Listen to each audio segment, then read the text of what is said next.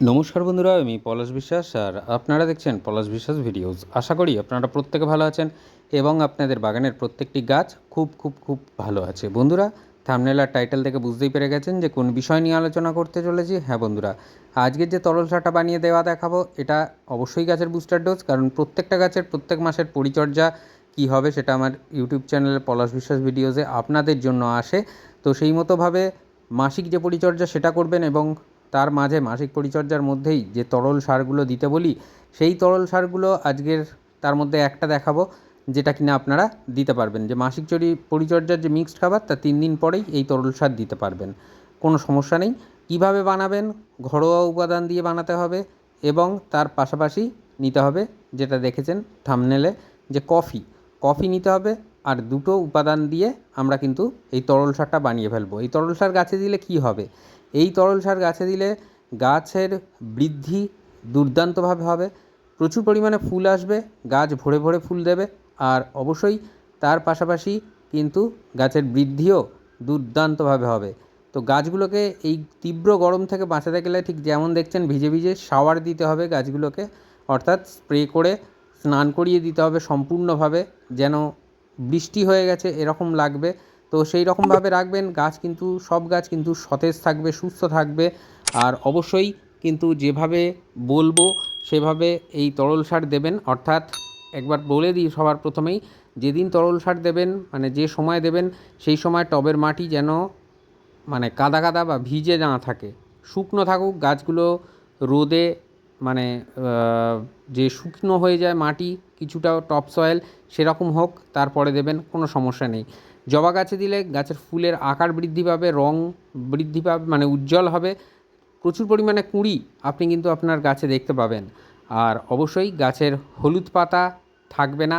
যে গাছে হলুদ পাতার সমস্যা আছে, হলুদ পাতা মানে একেবারে ঝরে যাবে, সব কচি কচি সবুজ সবুজ পাতা ভরে যাবে এবং প্রচুর পরিমাণে কুঁড়ি আসবে।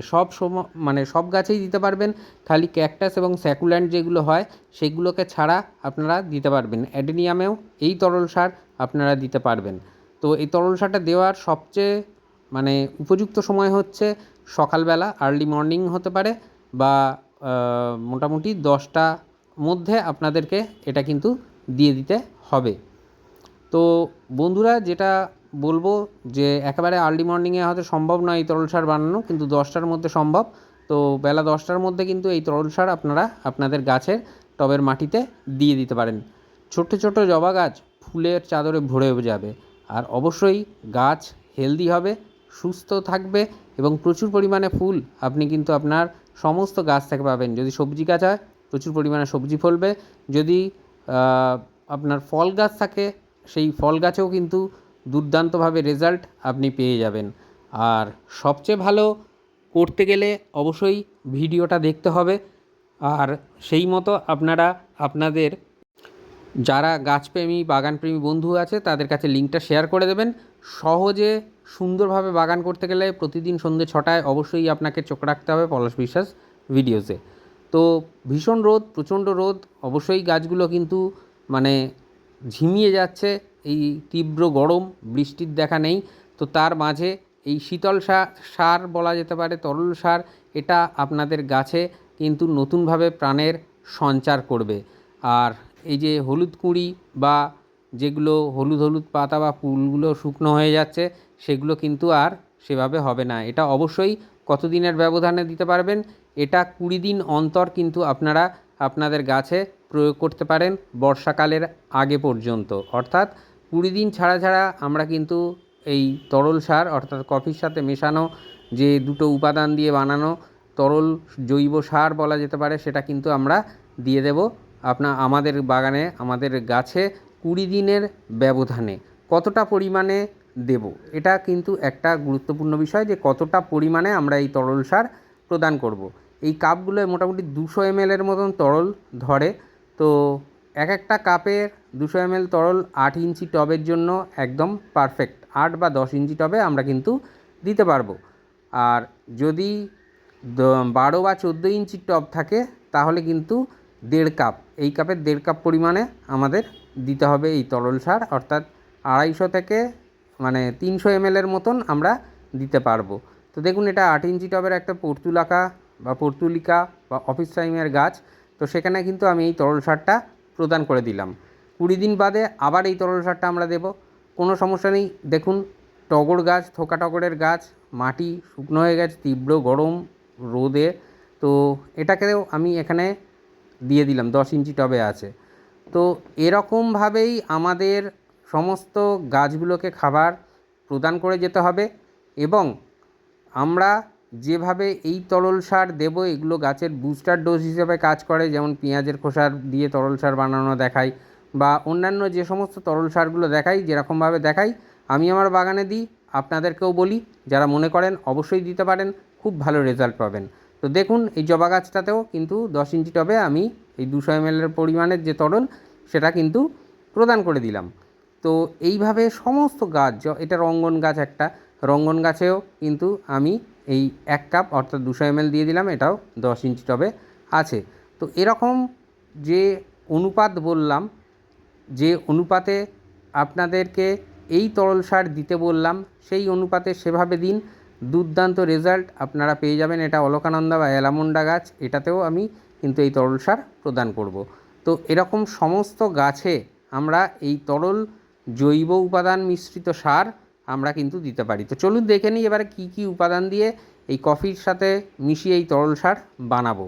তো এখানে দেখুন, 1 লিটারের একটা কন্টেনারে জল নিয়ে নিয়েছি। এটা হচ্ছে কফির পাউচ। আমি বলেই দিই বরাবর যে কফি 2 টাকা দামের যে কফির পাউচ, সেটা হচ্ছে একদম পারফেক্ট 1 লিটার জলের জন্য। তো এটা আমরা গুলে নেব, সাথে সাথে গুলে যাবে। ক্লকওয়াইজ অ্যান্টি ক্লকওয়াইজ আমরা নাড়িয়ে নেব, ঘুরিয়ে নেব বা ফেটিয়ে নেব, যাতে করে এই তরলটা খুব ভালোভাবে মিশে যায় জলের সাথে। আর এই যে কফির মধ্যে, কফি পাউডারের মধ্যে ক্যাফাইন থাকে, মাটিটাকে অম্ল করতে সাহায্য করে। এবং তারপরে মাটির মধ্যে, টবের মাটিতে অনেকে বলেন যে পিঁপড়ে হয়, এই কফির গন্ধ কিন্তু পিঁপড়েরা নিতে পারে না। তাই পিঁপড়ে কিন্তু পালাবে টবের মাটি থেকে, পিঁপড়ে থাকবে না। তার পাশাপাশি মাটি অম্ল হবে। গাছেদের কিন্তু অম্ল মাটি ভীষণ পছন্দের, অর্থাৎ পিএইচ লেভেলও কিন্তু নিয়ন্ত্রণ করবে এই কফি পাউডার। তো এই কফি পাউডারের তরল বানিয়ে ফেললাম। এবার যে জিনিসটা দিতে হবে, এই যে বালতি একটা নিয়েছি, তো এই বালতির মধ্যে গুলবো, কারণ আরও 2টো তরল উপাদান আমাদের দিতে হবে। তো এই কফি মিশ্রিত যে তরল, সেটাকে কিন্তু এই কন্টেনারে আমি ঢেলে ফেললাম। এরপরে কি নেব? এরপরে যে জিনিসটা নেব সেটা হচ্ছে আমাদের মানে ভীষণই একটা কমন জিনিস বলা যেতে পারে, আমাদের ঘরের খুব কমন জিনিস, ভাতের ফ্যান বা ভাতের মাড়। ঠান্ডা করে নেবেন, কখনোই গরমটা দিয়ে দেবেন না শিকড়, তাহলে নষ্ট হয়ে যাবে। তো এখানে এই 200 ml তরল, যে কাপটা যে নিয়েছি 200 ml করে তরল ধরে। তো এরকম 2 কাপ অর্থাৎ 1 লিটার জলের জন্য 400 ml ফ্যান আমাদের লাগছে। 2 টাকা দামের যে কফি পাউচ, সেটা লাগছে। আর তার পাশাপাশি যে জিনিসটা দিতে হবে, সেটা সমস্ত গাছেদের জন্য ধন্বন্তরী। অবশ্যই এই উপাদানটা ঘরোয়া উপাদান না, এটাও আমাদের কিনেই বাগানে ব্যবহার করতে হয়, কিন্তু আমার মনে হয় সকল বাগানিদের কাছে এই তরলটা আছে বা ডাস্ট ফর্মেশনে আছে। তো ভালো করে গুলিয়ে নিলাম, দেখুন, যাতে করে মিশে যায় ভাতের মাড় বা ভাতের ফ্যান, তার সাথে কিন্তু কফি পাউডারের তরল। তো এটা হচ্ছে হিউমিক অ্যাসিড, লিকুইড ফর্মেশনে যাদের আছে। 1 লিটার জলের জন্য যেহেতু এই তরল সার বানাচ্ছি, আমরা 1 ml থেকে 1.5 ml পর্যন্ত এই তরল উপাদানে থাকা হিউমিক অ্যাসিড দিতে পারবো। যাদের কাছে ডাস্ট ফর্মেশনে আছে বা ধুলো আকারে রয়েছে, তারা কতটা নেব? 1.5 চা চামচ, টেবিল চামচ নয় কিন্তু বন্ধুরা, 1.5 চা চামচ আমরা ডাস্ট হিউমিক অ্যাসিড নিতে পারবো।